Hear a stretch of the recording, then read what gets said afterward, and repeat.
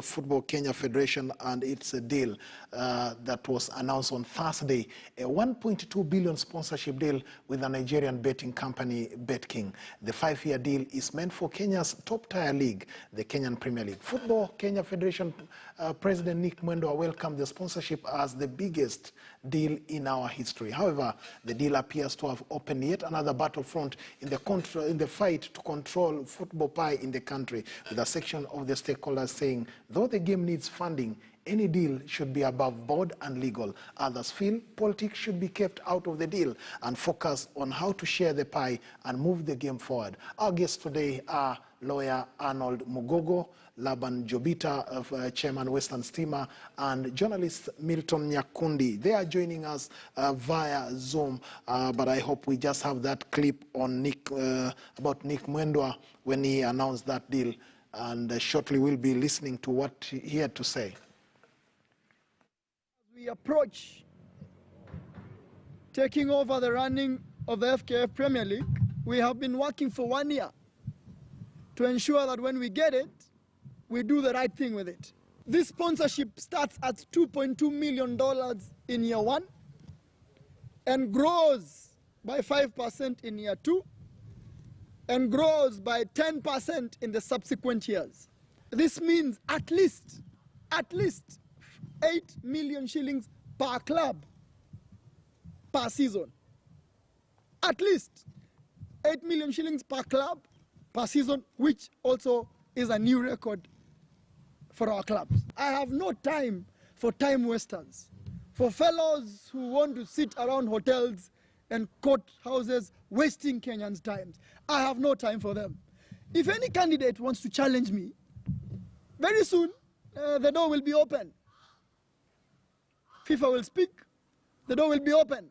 I expect them to walk through the door, present their nomination papers, and deal with us. These deals we are doing are for FKF. They are not for Nick Mwendwa. We shall continue to do them for the game.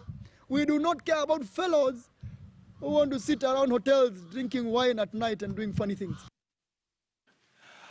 That is Federation President Nick Mwendwa there saying he has no time for time wasters and people who take wine. And shortly we'll know who takes wine, who doesn't take wine. And if you want to contest or contest against him, the doors will be open very soon, because FIFA is going to announce when those stalled FKF elections will be taking place. Now, our guest, Laban Jobita, the chairman of Western Stima, I don't know if you can hear me. Karibu sana to our first interview on Sports Chat. Laban? So much, and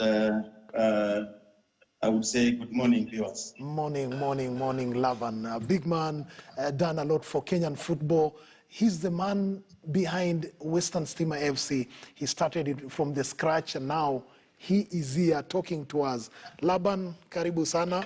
Your quick thoughts on the deal, the Betking deal, that the president of FKF has said it's a record breaker. Thank you. I would say that it's a good report to all footballers or for soccer lovers, simply because for the last few years we've been in the Kenyan Premier League without any sponsor. And I think that what the federation has done, they've taken many steps beyond those who are competing with them. And me, as the chairman who has been in the Kenyan Premier League for long, since 2008, I believe that getting 8 million per season per club, that is great. And I would support it if at all it's going to help the Kenyan football. Jobita for that. And I don't know if Arnold Mugogo, one of the respected lawyers in town, you must have been reading about football in Kenya. I know you've also done quite a bit on sports law. What's your quick remarks on this kind of deal? Because Kenyan football we are lacking in funding, but now we have a benefactor who's come in and put in 1.2 billion shillings over 5 years. Thank you, Toskin. 1.2 billion is a huge amount for Kenyan clubs. What will be important moving forward is the practicality of the deal. It's very easy to talk about numbers, but what will be important is how we're going to execute.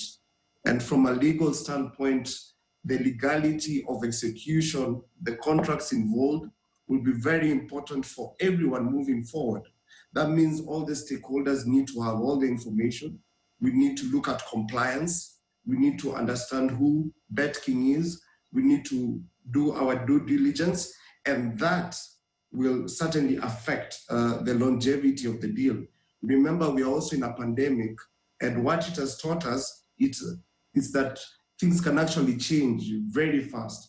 So that deal also needs to factor in the next 5 years, how are we going to protect our clubs? How are we going to protect players? How are we going to protect even our fans moving forward? I think I'll stop there and then we'll move forward as we proceed. Thanks.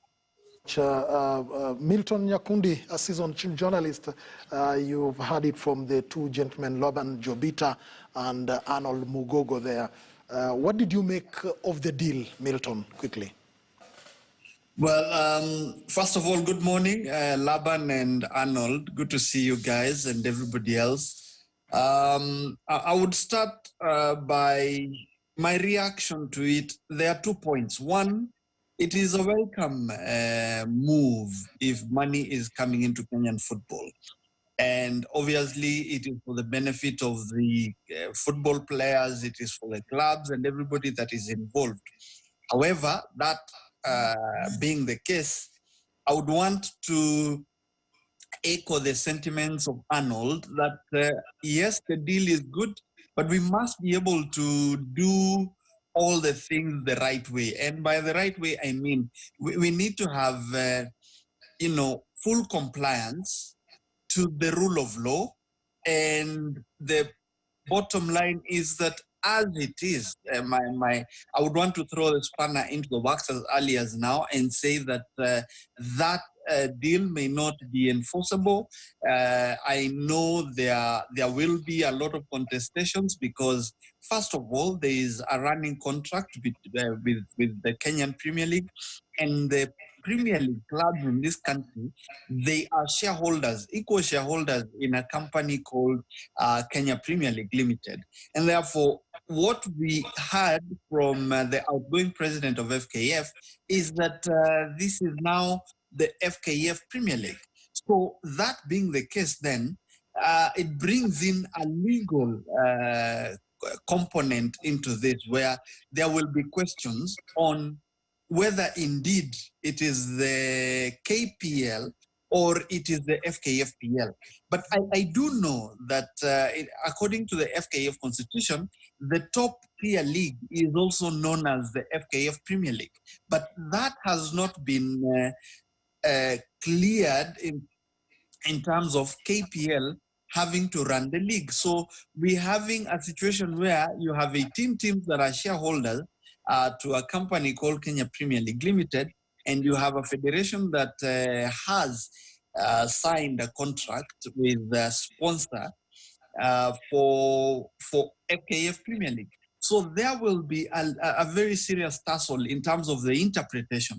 And again, remember, Robin, I think 4 or 5 years ago, we were into this kind of situation where the then leadership of the federation did enter into a contract in Milton, the name of FKF. Before you go, pardon, before you go to that point. The KPL team saying they will not participate in that. Now, the other thing that I would want to point out is that you have the FKF Premier League, as we know it, has shareholders who are not playing in the elite league. If you go back, you would find that teams like Shabana, you would find teams like Bidco are shareholders in that FKF Premier League. If Fair enough, Milton. Fair enough, Milton. Maybe because we have the benefit of having Laban Jobita. I believe of legal contestations, if you like. And then, of course, there is the last question of capacity.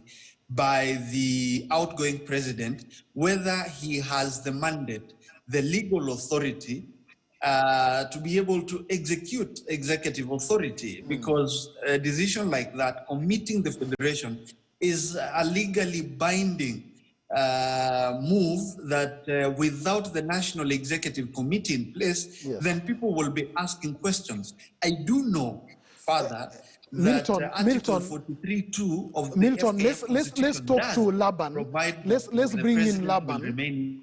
Laban, if you are hearing me, Milton is raising some issues there, but we have the benefit of having you in studio. You are a chairman of a Kenyan Premier League club, and Milton is saying that the issue touches on the legality of the Kenyan Premier League, as it were. But you are a member there. What do you have to say to what Milton is saying? Thank you, Toskin, and I would say that Milton, he's raising a very important issue of the legality of the contract between the federation and the sponsor that is coming in. But again, I would say that, you know, as at now, we are aware that there is a contract that, the consent that we were given to run the league that is going to expire in September. Yes.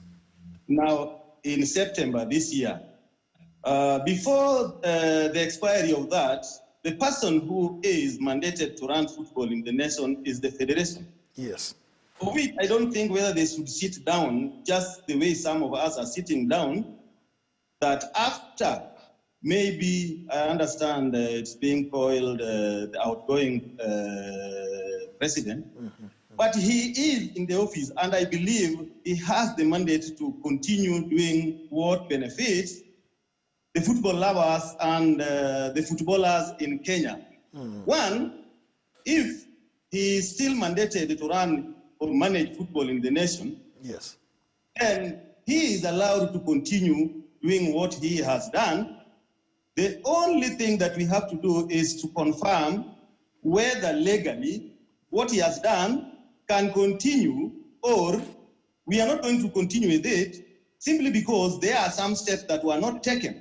But I believe we need to call the stakeholders like KPL, because what the federation is saying is that that is the FKF Premier League. Yes. We were in Kenyan Premier League. Now the Kenyan Premier League, their mandate to run or manage Kenyan Premier League is going to expire in September. And the federation had started managing what is in FKF Premier League. Now, in a situation whereby maybe perhaps some teams will say that we are not interested in joining the federation's Premier League, then there we will have a problem. But I believe we are all affiliated to the association that is running or managing football in Kenya. We need to sit down and continue working together for the development of football in the nation. My problem is that people are challenging this thing instead of going closer to the federation. Even me, I would suggest that we go closer to the federation and at least learn more from them. Is it true that this thing is going to benefit all of us like this? What is there that you people signed that was not supposed to be signed? Can we work together to make sure that we get what is going to help the Kenyan football? At this particular time, I don't think whether we need to criticize them or we need to criticize anybody who is going to bring the sponsor. Or I would suggest that we give the federation an opportunity, even if we are planning to give somebody a mandate to run Kenyan football. But at this particular time, we've not done the election. Thank you.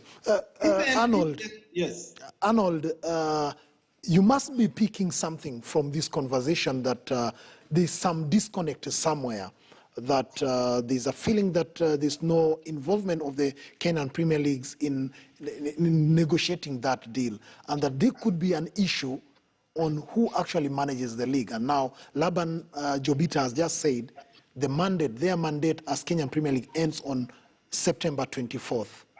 Do you think that there are certain things that need urgent attention now, especially legal aspects of what you are reading?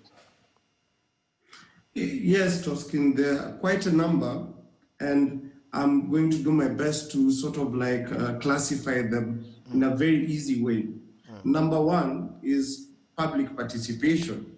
And in this sense, I'm going to use the various chairmen of the clubs, the officials, the referees associations, the player representatives, because this reflects the needs of the fund, as Kenyans we always say, on the ground.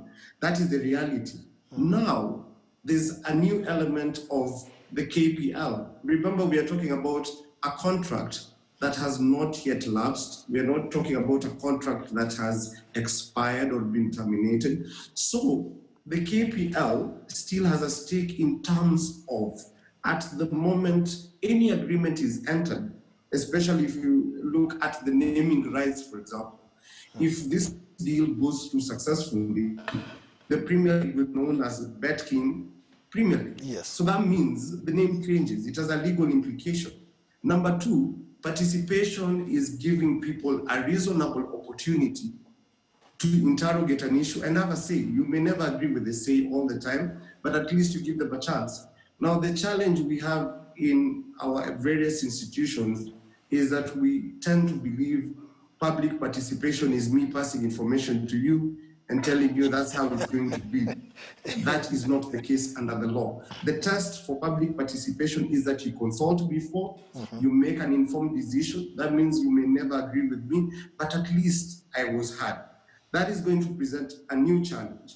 In terms of capacity, my reading of the various laws, especially the constitution of the FKF, is that the president remains the president until a new one is elected. Yes. That hasn't happened. Number two, he remains the chief delegate. He remains the chief officer and legal representative of the federation. Yes. That has an implication that he has a certain capacity to enter into agreements. Now, the tricky bit here is that we have a National Executive Committee that was at one point deemed to have served its period. We have the FIFA rules saying that they cannot serve for a consecutive term of 2 years. We have a circular from FIFA saying that there has to be due diligence, but yet again, FIFA contradicted the SDT in terms of the mandate of the NEC. So that confusion always will create an opportunity for legal entities, for lawyers to come in and say, this is not how the law is interpreted. That puts the president in a very dicey place because, first of all, the deal is rather secret because I haven't seen it. The key stakeholders haven't seen it. We're just speculating. That is dangerous because we cannot really tell what's going on. This is a very important deal. There has to be timelines, the money involved, who's going to do what. So those issues are going to present numerous points of interpretation. And I think, in my view, the contradiction between FIFA, for example, is going to be something to look at because in our laws, jurisdiction rests, first of all, within a country, and then we go into international bodies. The balance between the government being involved and other stakeholders of the country is completely different. So anytime a stakeholder is involved does not necessarily mean our government is interfering with sport. That's what is going to be important. Interesting points, Milton, if you've had Arnold Mugogo there. He's raising the issue of the term limits. The National Executive Committee's term of office has expired. Yet the FKF Constitution has given Nick Mwendwa, some leeway as the legal officer of the federation. He can enter into negotiations and even into contracts with the entities like now Betking. Yet the same constitution wants that the NEC must approve some of those decisions. So do you think it is a serious challenge that could militate against this Betking deal? Absolutely, Robin. And that is why my point has consistently been that the outgoing president cannot make the decisions like he has in the last few weeks, because there is a substantive a reading of the law. Even if you start with the FKF constitution itself, it says it clearly defines the beginning and the end of the term of office. That is number one. Number two, we have the Sports Act that also defines a period within which officials of a sports organization have the mandate to operate in office. Now, I know, and like I've pointed out, my argument is that we are in a situation where Nick Mwendwa is exercising temporary incumbency by virtue of Article 43(2) that retains him in office. Yet when you go back to the same FKF constitution, Yes. Article 37 does provide for how the National Executive Committee then makes decisions or certain approvals, which the president then supervises the secretariat to undertake. My point is, at this point in time, Nick Mwendwa does not have that capacity to undertake. And I want to draw our attention to Article 134 of the Constitution, just as a comparison. We have in that Article 134 of the National Constitution, it does provide for the functions that the president can exercise while in temporary incumbency. The case of the FKF constitution, it does not specify what he can or cannot do. Therefore, But then, therefore, he shouldn't just sit back because it's the not legal saying battles he for can't do people that. to seek interpretation of what that 43(2) means. Because are we going to allow personal interpretations to fly in the face of the law? I do not think so. Nobody is against sponsors coming into the league, but we are saying that things must be done within the right framework of the law, so that you avoid situations where we are going to spend several weeks, perhaps months, trying to resolve the legal mistakes that may have been taken by this administration, yet we want to see money coming into the game. For example, let's listen, that Laban can confirm Laban. this or not, that we have a meeting that has been called of KPL clubs on Wednesday. Exactly. And one of the things is that they have been asked to give their bank accounts. So one questions then, we have an existing contract with KPL until 24th September. How does then the federation now want to commit clubs to financial obligations when that has not lapsed? Let's hear from Laban, because we he has know been that, invited. for example, Laban Jobita has been invited to that meeting, Milton. Laban, on Wednesday, you are going to meet the Federation President via Zoom, I understand because of the COVID issue. And in that letter that invited you, it talks about discussing the modalities on how that Betking deal will work, and that you'll be requested soon to submit your bank accounts. And somebody, Milton, is saying that that is unprocedural. Do you share the same view?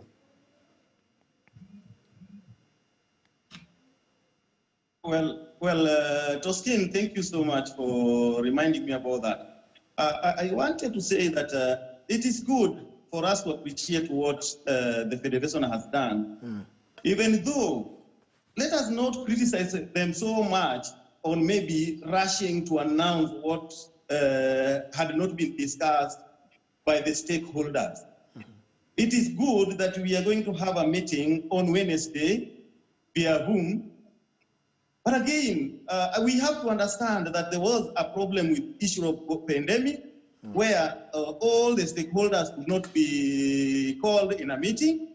But at least we are now somewhere, because as a chairman of a club that has lost a sponsorship, yes, I cannot start criticizing what is going to give my club about 8 million. Yes. Before that, I was thinking of how can I start the league. But at least by getting an assurance that the money is going to come from another sponsor, I would rather discuss how did you reach at this? Yes. And how can we get more money to the club or to the player than starting criticizing why did they do it or how did they come into this? Well, perhaps there were some mistakes, but we need to encourage them so that they continue looking for more sponsors. Remember, we lost Supersport. We lost Sport Pesa. And a person who has been running a club like me, I'm really feeling it. Exactly. I don't know how some other chairmen are feeling it. But the reason I'm saying that I have to support what is coming, and I'm not saying that that is enough. I feel that we should add more and more when we agree with what the Federation has given us. But if should we fail to agree with what the Federation has gotten for us, then we need also to look for some more sponsors. We need to look for how we can actually convince more sponsors to come to the Kenyan Premier League. But then the question will be, at what cost? Contract is going to expire in September. Yes. But we cannot say that we just sit down till the expiry of that contract is when we start searching for the sponsor to come and help us in the Kenyan Premier League. That's fair. Not support That's fair, Laban. But then Arnold, at what cost? He says that, well, the deal has been signed and we are going to meet the FKF president so that we thrash out, that is according to Laban, to thrash out the finer details.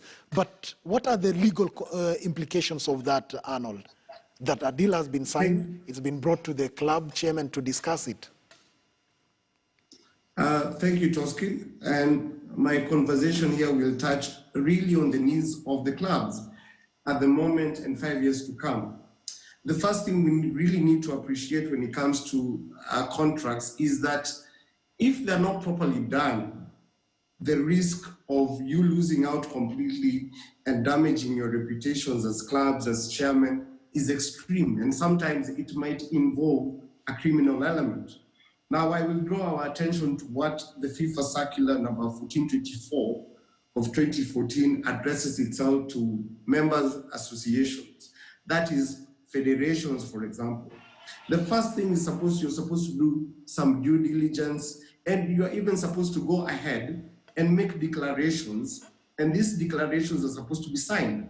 Now, this is a contract I haven't seen, so I'm not able to cherry pick and say this is wrong or right, but my expectation would be in signing of such a contract, where is the due diligence? What is the expectation of Betking as far as Kenyan fans and Kenyan clubs go? You know, if that contract is done poorly, then it means you're going to lose out on the money altogether. And if in any case you utilize the money, you may be required to compensate another party. And that might mean you're going into more debt. So as much as we need our clubs to get out of this financial mess they're in, partly because of COVID, we must also appreciate the long-term implications. Remember, we have a president currently, but who knows, that might change in the next election cycle. What happens when the executor of a contract ceases to play that role? Was there a provision providing for such an event? COVID-19, for example, may be classified as a force majeure event. That means an act of God that wasn't planned for. Has that contract factored that in? In the next 5 years, God forbid, if something happens, have we factored that? What's going to happen to Kenyan clubs? The third and most important issue is what happens when we realize that, for example, Betking hasn't complied with Kenyan law in terms of taxes. This is what affected Sport Pesa, for example. What happens when the state realizes that registration of an entity wasn't properly done? Because I'm not aware whether it's a holding company or whether it's a subsidiary of a company from another country. Those are legal issues that directly affect the well-being of clubs. Bank accounts, from my understanding, you cannot just submit account details of a bank to an entity you do not know. The bank will require you to give certain verifications. That includes, in some cases, the certificate of registration of Betking in this republic. That hasn't been done. So those issues are going to play out in a very big way, and I can promise you, lawyers, will be involved, because if they're not consulted beforehand, they will probably play a big role in litigation, and really it can be messy. So it's better to prevent a fire than to try and put it out. Thank you very much. That is Arnold Mugogo, one of the upcoming sports lawyers in the country. He's also been practicing law for quite some time. And of course, we have heard also Laban Jobita, the chairman of Western Steamer, and Milton Nyakundi. Gentlemen, thank you very much for those insights. And we hope that we'll take this conversation forward. And as Arnold Mugogo has just mentioned there, that compliance is the most important thing. And the clubs must ensure that everything is compliant to the Kenyan books. Gentlemen, we'll have them next time for further conversations. And as you can see on Twitter, it's a big conversation. SportsPesa's CEO, that is Captain Ronald Karauri, has also dived into this matter. If you can go to the social media pages and also the Standard newspaper, we have covered extensively what Karauri has said and what also Nick Mwendo has said. And until next time, I've been your presenter, Robin Toskin. We now take a quick break, and when we come back, we continue with international news.